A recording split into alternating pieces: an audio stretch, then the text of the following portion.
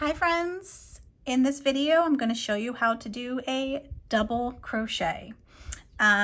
In previous videos I showed you how to do single crochet and half double crochet, and at the end of this video I'm going to compare all of the swatches so we can learn a little bit more about like what we're actually looking at when we do these special stitches.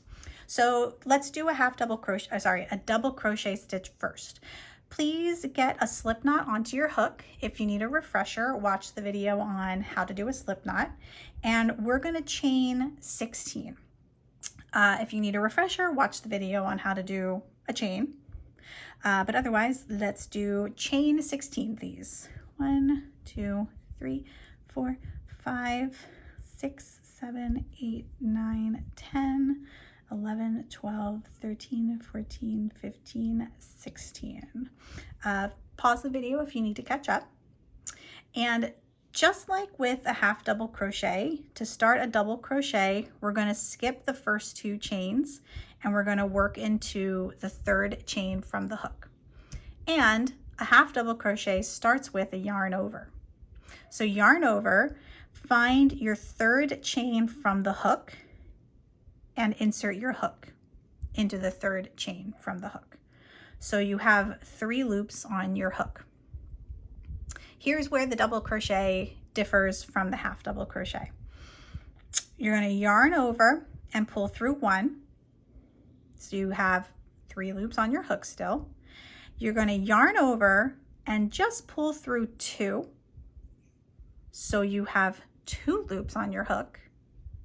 And then you're going to yarn over and pull through those last 2 loops on your hook. Let's do that again. Yarn over, find your next chain. Make sure you don't go into the chain you just worked into. Find your next chain, yarn over, insert your hook. So you have 3 loops on your hook. Yarn over, pull through 1. So you still have 3 loops on your hook.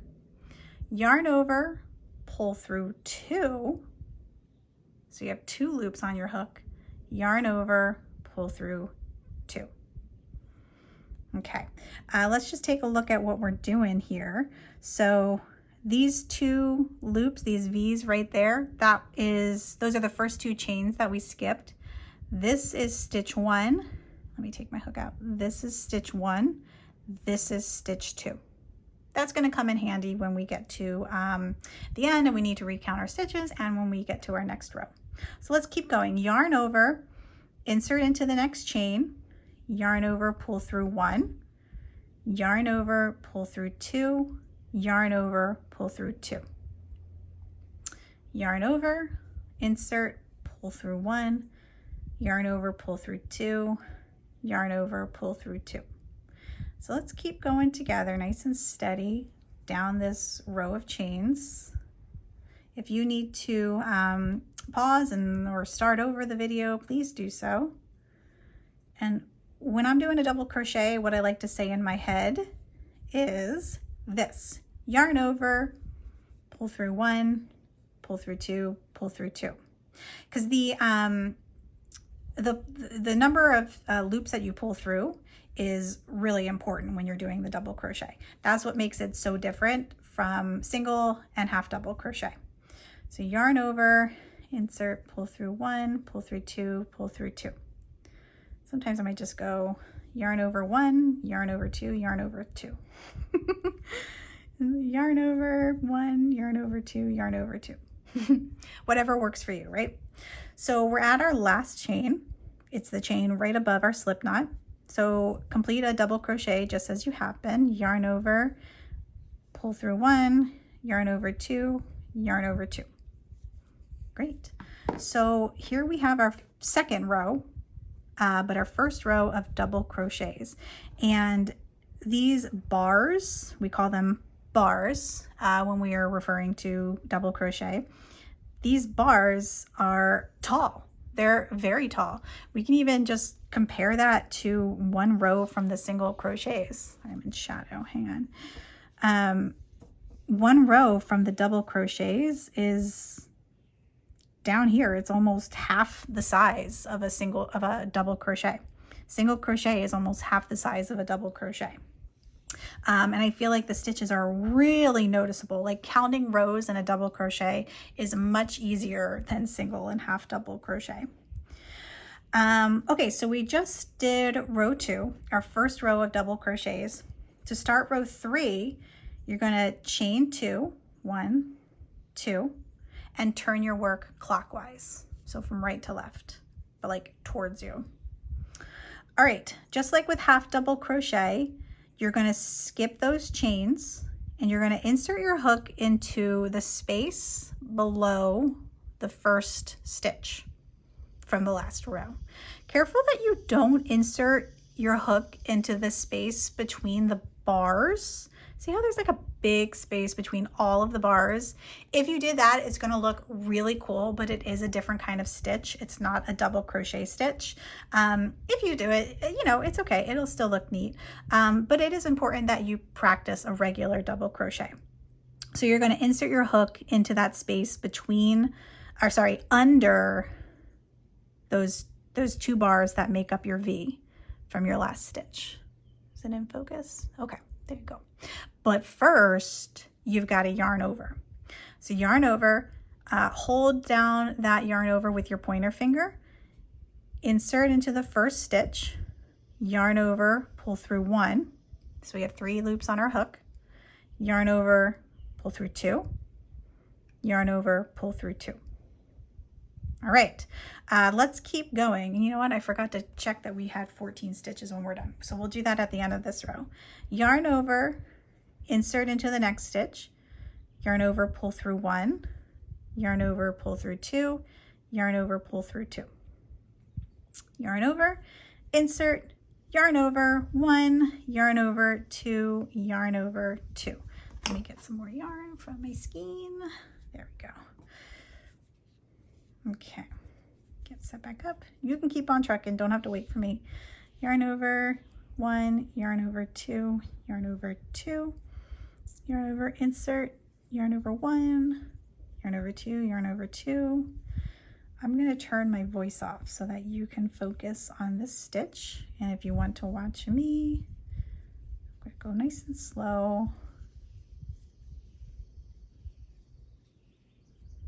Notice that I always hold down my first yarn over with my pointer finger. That just helps me make sure it's not going to slide off my hook.